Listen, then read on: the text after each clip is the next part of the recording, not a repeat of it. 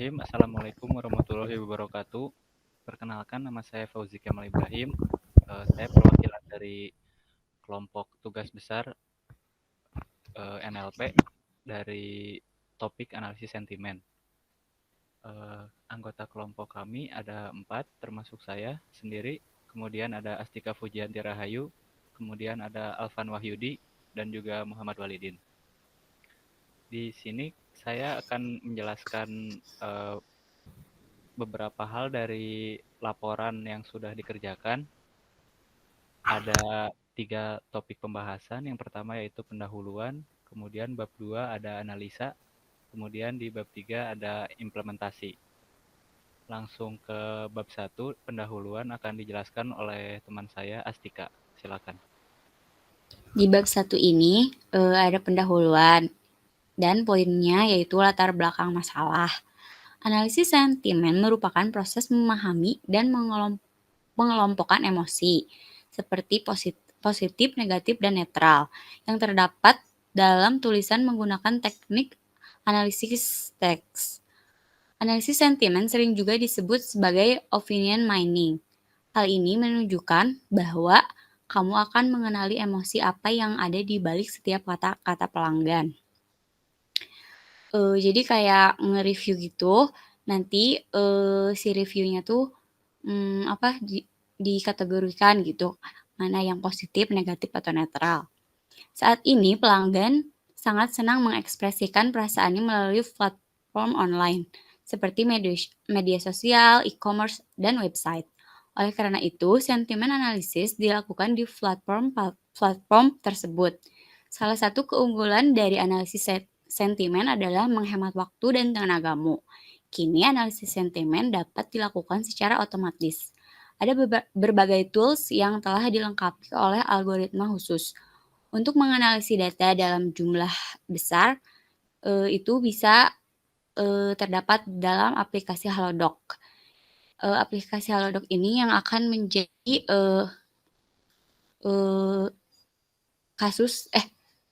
data kasus dari analisis sentimen ini. Halodoc merupakan sebuah aplikasi dan situs web yang berasal di Indonesia dan bergerak di bidang kesehatan, yang menghubungkan praktis kesehatan gitu, seperti dokter, apotek, dan laboratorium langsung ke tangan pasien. Keunikan dari Halodoc ini yaitu layanan yang diberikannya. Jadi kita bisa langsung menanyakan apa keluhan kita, nanti oleh pihak Halodoc akan diberikan solusi gitu, atau nanti dikasih tahu obatnya, terus bisa juga langsung membeli obatnya di sana, nanti dikirim. Selain itu juga, karena pembahasan ini analisis sentimen, tentu yang diambil adalah review-review atau ulasan dari penggunanya. Ulasan yang diambil dari Halodoc, tapi hanya yang positif dan negatif saja. Penelitian mengenai analisis sentimen sudah banyak dilakukan oleh peneliti-peneliti sebelumnya. Salah satunya adalah implementasi algoritma naive Bayes terhadap analisis sentimen opini film pada Twitter. Pada penelitian ini, data opini film diambil dari komentar film yang ditulis di Twitter. Banyaknya opini yang dituliskan di Twitter membutuhkan pengklasifikasian sesuai sentimen yang dimiliki agar mudah untuk mendapatkan kecenderungan opini terhadap film, apakah ini termasuk opini positif atau negatif. Algoritma yang akan digunakan pada penelitian ini yaitu algoritma naive Bayes. Berdasarkan hasil eksperimen, analisis sentimen yang dapat dilakukan oleh sistem dengan akurasi yang didapat ada 90%, precision 92%, recall 90%, dan admixture 90%. Berdasarkan pemaparan di atas, maka analisis sentimen akan dilakukan terhadap ulasan pelanggan pada aplikasi Halodoc menggunakan algoritma naive Bayes classifier berdasarkan pengelompokan emosi positif dan negatif. Selanjutnya, bab 2, analisa. Pengertian naive Bayes. Pada penelitian kali ini menggunakan metode naive Bayes classifier. Algoritma naive Bayes merupakan sebuah metode klasifikasi menggunakan metode probabilitas dan statistik yang dikemukakan oleh ilmuwan Inggris Thomas Bayes. Algoritma naive Bayes memprediksi peluang di masa depan berdasarkan pengalaman di masa sebelumnya, sehingga dikenal sebagai teorema Bayes. Ciri utama dari naive Bayes classifier ini adalah asumsi yang sangat kuat atau naif akan independensi dari masing-masing kondisi atau kejadian. Naive Bayes classifier bekerja sangat baik dibanding dengan model classifier lainnya. Keuntungan dari metode ini adalah hanya membutuhkan jumlah data pelatihan, training data yang kecil untuk menentukan estimasi parameter yang diperlukan dalam proses pengklasifikasian. Karena yang diasumsikan sebagai variabel independen, maka hanya varians dari suatu variabel dalam sebuah kelas yang dibutuhkan untuk menentukan klasifikasi, bukan keseluruhan dari matriks covariance. Berikut adalah rumus naive Bayes classifier dengan keterangan X data dengan kelas yang belum diketahui, C hipotesis data merupakan suatu kelas spesifik, PC terhadap X yaitu probabilitas hipotesis berdasarkan kondisi, PC probabilitas hipotesis, PX terhadap C probabilitas berdasarkan koneksi pada hipotesis, PX yaitu probabilitas C. Tahap-tahap pada naive Bayes yaitu 1. Menentukan nilai prior B. Kedua, menghitung peluang P XI terhadap CI. 3. Menghitung posterior, dan yang keempat, menentukan nilai maksimum. Nanti untuk perhitungannya akan dijelaskan pada bab 3, implementasi. Selanjutnya akan dibacakan oleh Fauzi. Kemudian ada data masukan, yaitu kita mengambil dataset dari aplikasi Halodoc, yaitu berupa ulasan atau review yang terdiri dari beberapa kolom, yaitu seperti nama, tanggal, rating, aspek kategori, dan reviewnya. Kemudian kami mencoba memberikan label secara manual kepada data-data tersebut dengan menentukan sentimen apa saja yang terkandung dalam ulasan tersebut. Apakah sentimennya negatif, positif, atau positif. Sehingga kami mencoba menambahkan kolom bernama polarity. Kemudian setelah data telah siap, kami melakukan penghapusan pada kolom yang nantinya tidak akan diperlukan pada proses pengklasifikasian. Kolom yang dihapus yaitu diantaranya nama, tanggal, rating, dan aspek kategori. Sehingga yang tersisa di dalam data ulasan yaitu hanya tinggal review dan polarity-nya saja. Kemudian kami juga mengecek apakah ada nilai yang kosong atau nol pada data tersebut. Karena jika ada nilai yang kosong, maka data tidak dapat diolah atau nantinya akan mengakibatkan noise atau error. Sebelum dilakukan klasifikasi atau memproses semua data yang sudah didapatkan, akan dilakukan praproses terlebih dahulu. Singkatnya, praproses yaitu proses pembersihan pada data sebelum dilakukannya pengolahan. Namun, sebelum dilakukan praproses, kami mengumpulkan beberapa kamus data yang akan digunakan dalam praproses tersebut untuk mempermudah dalam pembersihan datanya. Kemudian yang selanjutnya yaitu preprocessing. Preprocessing yaitu teknik awal data mining untuk mengubah data mentah atau yang biasa dikenal dengan raw data, dikumpulkan dari berbagai sumber data menjadi informasi yang lebih bersih atau bisa digunakan untuk pengolahan selanjutnya. Proses ini juga bisa disebut dengan langkah awal untuk mengambil semua informasi yang tersedia dengan cara membersihkan, memfilter, dan menggabungkan data-data tersebut. 3 masalah umum yang diselesaikan dalam tahap preprocessing yaitu menangani missing value, data noise, dan data yang tidak konsisten. Missing value merupakan data yang tidak akurat karena informasi yang hilang, menyebabkan informasi yang ada di dalamnya tidak relevan. Missing value sering terjadi ketika ada masalah dalam proses pengumpulan seperti kesalahan dalam entry data atau masalah dalam penggunaan biometrik. Inkonsisten data atau data tidak konsisten terjadi ketika seseorang menyimpan file yang berisi data yang sama dengan format yang berbeda-beda. Beberapa inkonsisten data adalah duplikasi dalam format yang berbeda-beda, kesalahan pada kode nama, dan lain sebagainya. Kemudian di bawah ini adalah beberapa praproses yang dilakukan pada kasus kali ini. Yang pertama yaitu filtering translasi repeating words. Translasi repeating words adalah proses mengubah kata yang berulang dengan singkatan menggunakan angka 2. Contohnya seperti rata-rata yang ditulis sebagai berikut. Diubah menjadi rata-rata dengan eh, dengan dituliskan seperti ini. Kemudian yang selanjutnya itu translasi emoticon. Adalah proses mengubah emoji atau emoticon menjadi sebuah kata dengan artinya.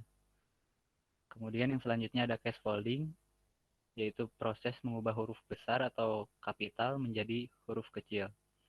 Kemudian filtering translasi non-alpha numerik, yaitu proses mengubah simbol menjadi sebuah kata seperti simbol persen menjadi ditulis dalam sebuah kata. Kemudian dolar menjadi DOLLAR. Kemudian simbol at menjadi di, dan menjadi kata dan, simbol bagi menjadi simbol slash ke kanan menjadi atau, dan simbol tanda plus menjadi kata plus. Kemudian yang selanjutnya yaitu remove non-alphanumeric, yaitu penghapusan pada karakter selain huruf alfabet dari A sampai Z dengan pengecualian yang sudah ada di translasi sebelumnya. Kemudian filtering menghapus kata double. Proses menghapus dua atau lebih kata yang ada pada kalimat karena kata tersebut tidak diperlukan dalam proses pengolahan. Kemudian filtering normalisasi kata, yaitu proses mengubah simbol non-alphanumerik, translasi angka, mengubah kata mengulang, kata singkatan, dan bahasa asing. Kemudian yang selanjutnya filtering menghapus numerik, yaitu menghapus angka-angka yang tidak diperlukan dalam kalimat. Kemudian filtering slang word, yaitu proses mengubah kata dari bahasa gaul, singkatan, atau dan lain sebagainya menjadi bahasa Indonesia yang baik dan mudah dimengerti. Kemudian tokenisasi adalah proses pemotongan kalimat yang diubah menjadi token. Ada stop word removal, yaitu proses penghapusan stop word atau kata-kata yang kurang penting. Selanjutnya stemming adalah proses mengubah kata yang ada menjadi kata dasar. Dan yang terakhir yaitu convert negation. Convert negation adalah sebuah proses konversi kata-kata negasi yang ada pada sebuah kalimat. Semua langkah yang ada di atas ini dilakukan pada tiap kolom dikarenakan pada kasus ini hanya ada 2 kolom, yaitu review dan polarity, maka preprocessing yang dilakukan yaitu sebanyak 2 kali. Kemudian yang selanjutnya ada pembuat-buatan kata TF-IDF atau Term Frequency Inverse Document Frequency. Proses ini yaitu adalah salah satu pembuatan kata yang sering digunakan di beberapa penelitian. TF-IDF ini terdiri dari frekuensi term dan inverse dokumen yang didapatkan dari membagi seluruh jumlah dokumen terhadap jumlah dokumen yang memiliki term. Untuk dokumen yang jumlahnya tunggal, tiap kalimat dianggap sebagai dokumen. Frekuensi kemunculan kata di dalam dokumen yang diberikan menunjukkan seberapa penting kata tersebut di dalam dokumen itu. Bobot kata semakin besar jika kata tersebut sering muncul dalam suatu dokumen dan bobotnya akan semakin kecil jika kata tersebut muncul dalam banyak dokumen. Pada perhitungan bobot kata TF-IDF, digunakan rumus untuk menghitung bobot atau W masing-masing dokumen terhadap kata kunci dengan rumus sebagai berikut, yaitu bobot T, D atau N sama dengan TF T, D kali IDF kali T, D. Yang diasumsikan sebagai T yaitu kata, D yaitu dokumen, D besar kumpulan dokumen atau korpus, TF kali T, D yaitu frekuensi T, frekuensi kata di dalam dokumen, dan IDF T, D besar yaitu inverse dokumen frekuensi kata di dalam dokumen. Di bawah ini merupakan contoh dari hasil TF-IDF yang di sini kami hanya mengambil dokumen sebanyak 5 karena di dalam programnya sudah terdapat hasil TF-IDF untuk keseluruhan data. Yang pertama yaitu kita mencoba menghitung TF-IDF untuk kata yang berlabel positif. Di sini bisa lihat dari hasil TF dari dokumen 1, dokumen 2, dokumen 3, dokumen 4, dokumen 5. Kemudian yang tabel kedua yaitu hasil dari TF-IDF positif tersebut. Di mana jika ada kata seperti ini, maka menghasilkan label positif, dan seterusnya. Kemudian yang selanjutnya yaitu tabel untuk perhitungan TF-IDF yang berlabel negatif.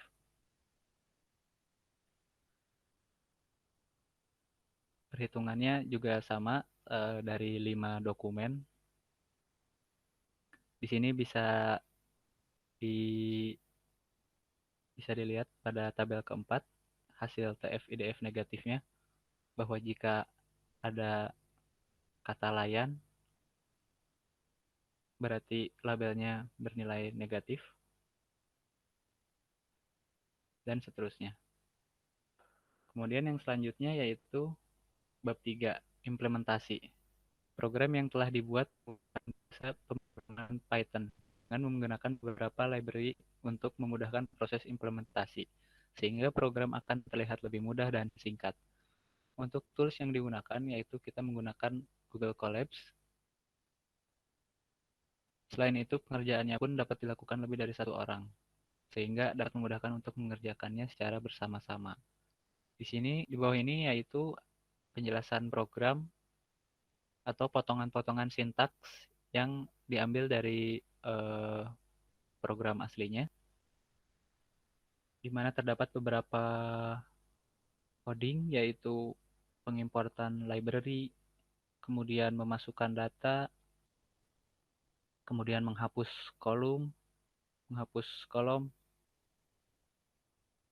kemudian ada memasukkan kamus data, dan beberapa function atau method yang akan digunakan untuk proses preprocessingnya. Untuk lebih jelasnya, nanti ada teman saya juga yang akan menjelaskan programnya, dan juga bisa lebih interaktif untuk hasil dari running sintaks tersebut.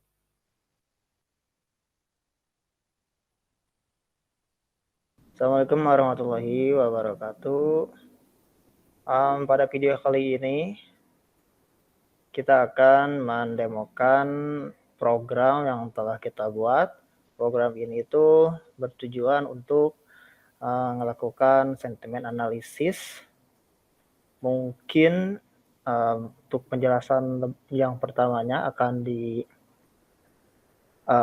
terjelaskan oleh teman saya yaitu Muhammad Walidin. Silakan Muhammad Walidin terlebih dahulu untuk menjelaskan. Baik, pertama untuk sentimen analisis kita harus melakukan praproses terhadap dataset teks. Dan pertama kita akan mengimport library. Beberapa library yang digunakan untuk praproses di tugas besar ini adalah Pandas, NumPy, RI, String, Iteration Tools, Collections, dan isi dari Collections ada Order Dictionary, Counter, dan Sastrawi Stemming untuk praproses stemming. Pertama, kita akan memanggil dataset Halodoc.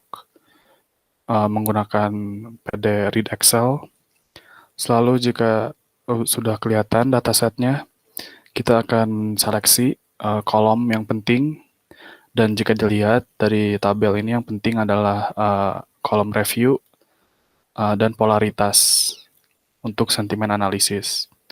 Selanjutnya kita akan mendrop atau menghapus kolom yang tidak penting dan akan menghasilkan kolom seperti ini hasilnya.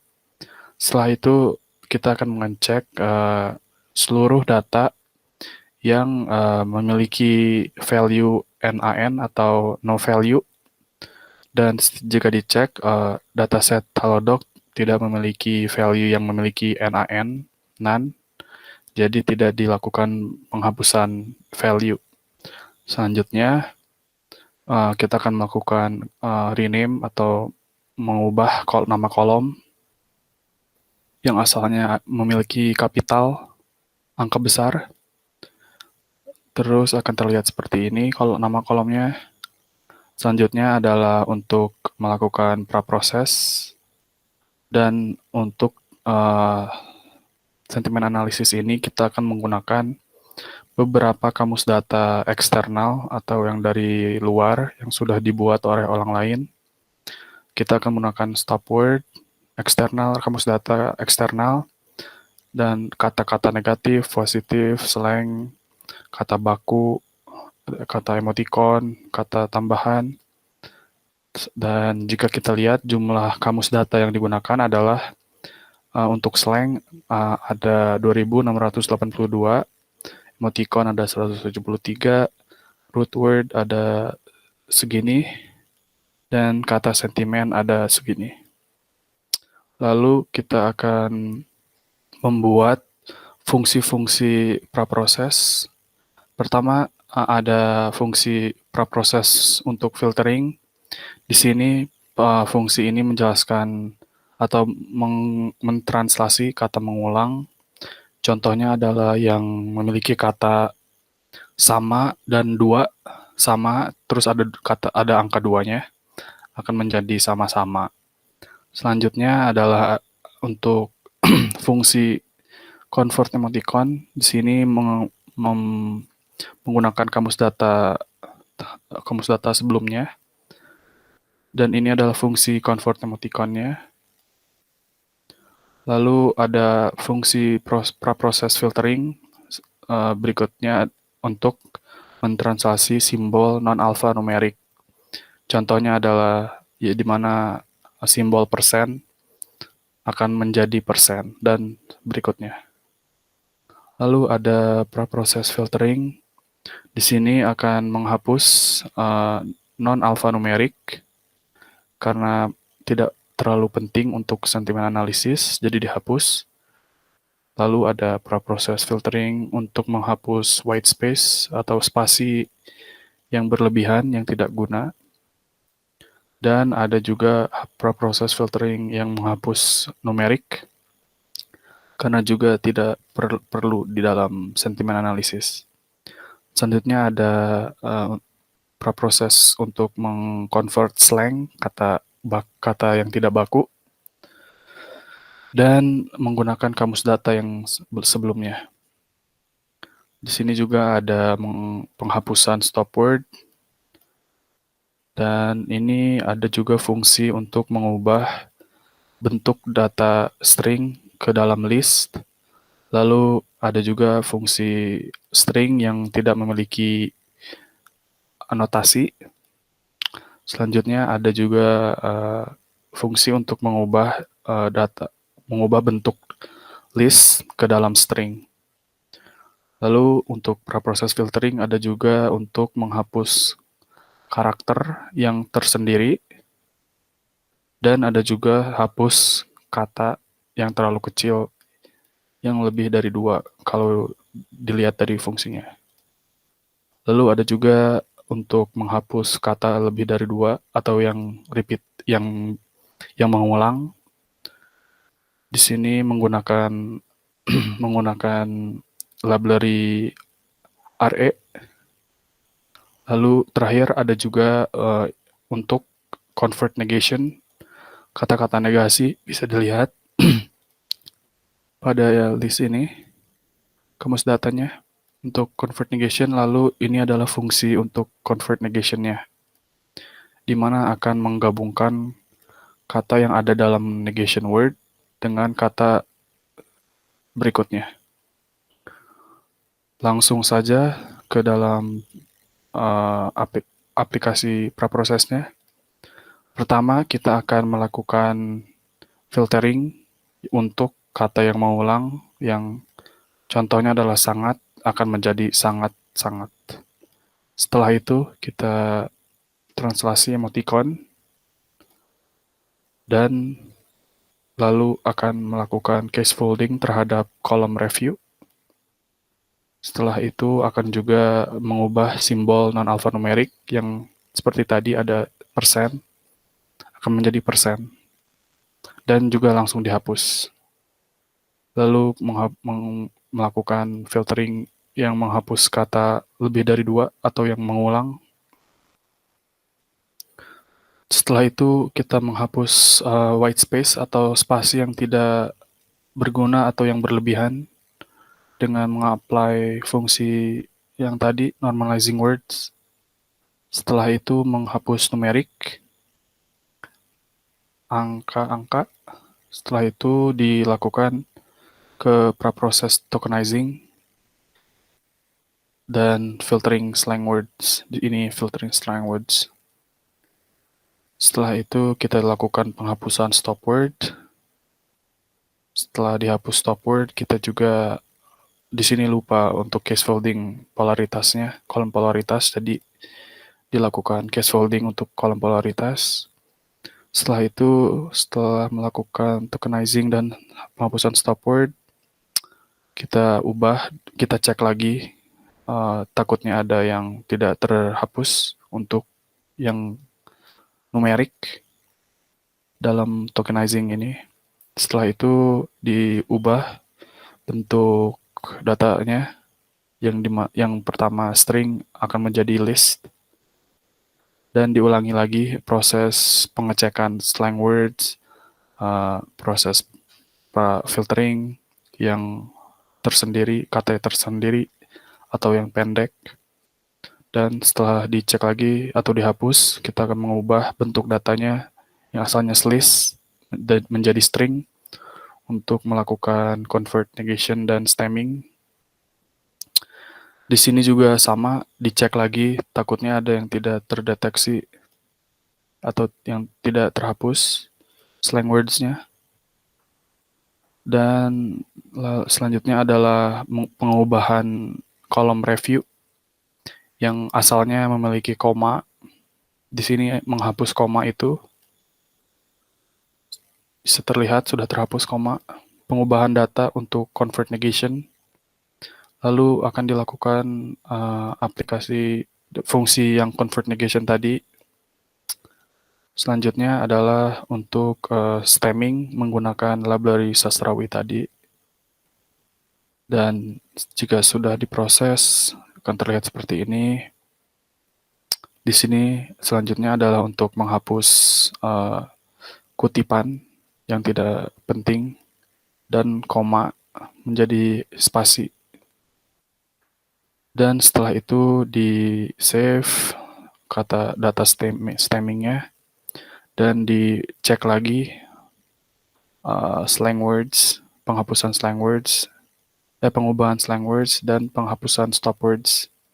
Dan selanjutnya diubah lagi dataset, bentuk dataset ke dalam string yang asalnya list. Di sini bisa terlihat datanya masih memiliki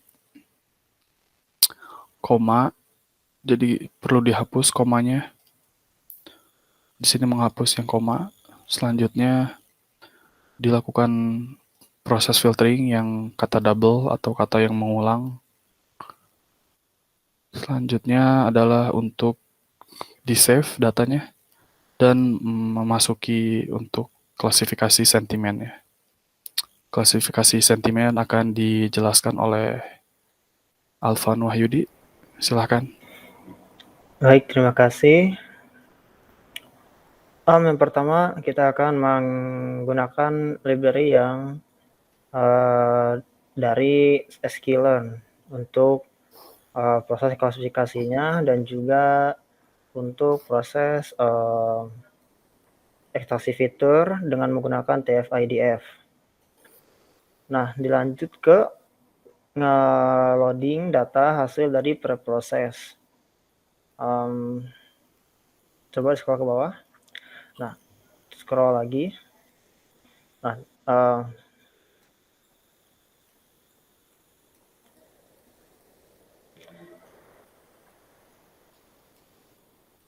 coba tadi ke daerah splitting. Ini. Ke atas. Oh, Nah, ini. yang pertama akan dilakukan yaitu merubah label negatif dan juga positif menjadi 0 dan 1. 0 itu akan atau sama dengan negatif, sedangkan untuk 1 sama dengan positif. Nah, dengan cara nge-initialize label encoder menggunakan label encoder, terus kita nge-transform. Dilanjut lagi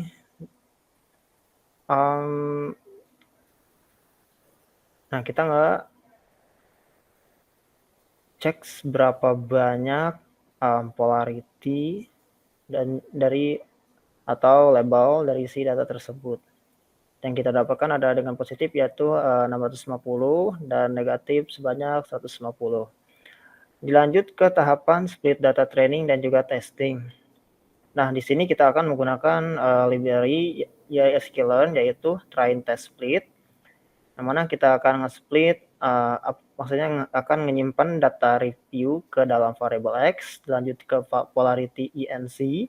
Polarity ENC ini ialah label yang setelah barusan dirubah ke dalam 0 dan juga 1 ke dalam variabel Y.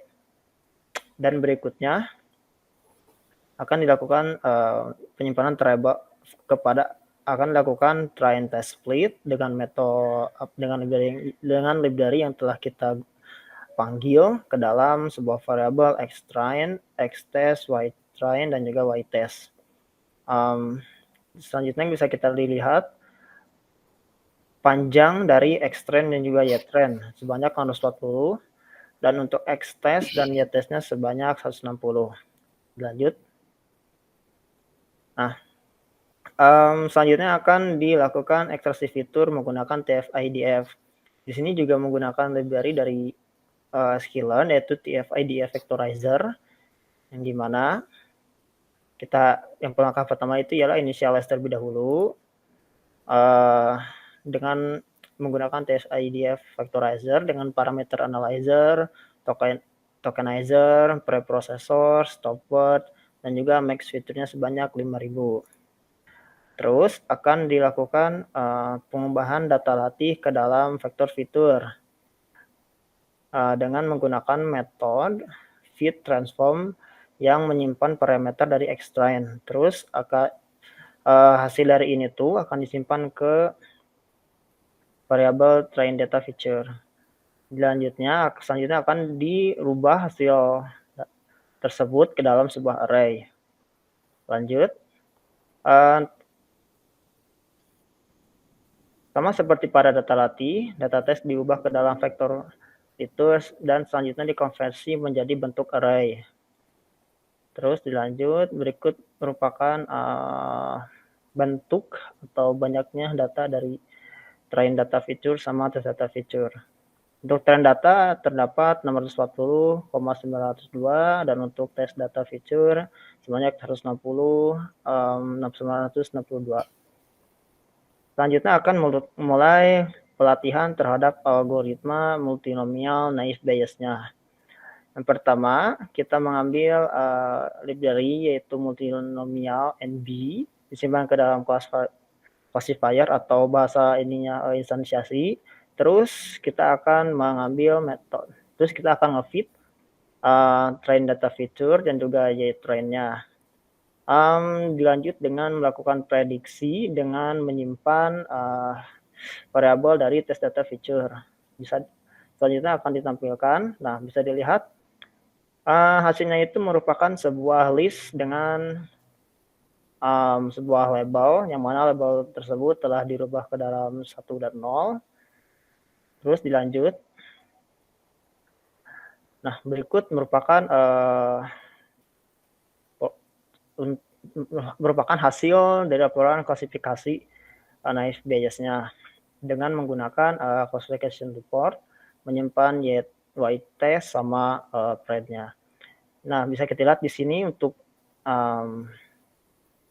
akurasi kita dapatkan 0,85. Precision-nya juga untuk positif dan negatifnya 80 ke atas, recall untuk negatif 0,26, advance score 0,40 untuk positifnya, support rate 31. Secara garis besarnya bisa kita lihat di sini ada akurasi, kita mendapatkan skor yang lumayan tinggi yaitu 85% atau 0,2. Selanjutnya akan dilakukan proses pengecekan model yang sudah kita buat sebelumnya dengan menggunakan akurasi skor yang menyimpan variabel y-test sama PRED, terus completion matrix, menyimpan juga sama seperti y-score, sama akurasi score, y-test sama prediction. Kita tampilin langsung hasilnya dari proses tersebut. Bisa kita lihat untuk akurasinya masih sama 0,85. Completion matrixnya ini 8231128. Nah, precisionnya skor juga bagus ya, 0,8 ke atas, recall score 0,9, terus terakhir advance score juga bagus gitu, 0,91. Nah, dilanjutkan untuk mengetes atau menguji model yang telah kita buat. Yang pertama kita masukkan dulu list atau data atau kata-kata yang akan kita uji sebanyak 1, 2, 3, 4, 5 data. Terus kita akan vectorize transform menggunakan library vectorizer transform, dan hasil dari vectorizer transform ini akan dirubah atau disimpan ke dalam sebuah data frame. Nah, kita lihat di sini ada pd.dataframe. Nah, di sini yes-nya dirubah dulu ke array. Terus untuk nama kolomnya kita mengambil dari feature get feature names-nya. Terus kita print, selanjutnya akan disimpan ke dalam CSV file. Nah, coba scroll bawah. Nah, berikut merupakan hasil dari pengujian, yang mana tabel yang pertama ini, akurasi acu ini adalah merupakan hasil dari ininya ya, TF-IDF. Terus yang di highlight ini merupakan hasil dari klasifikasinya.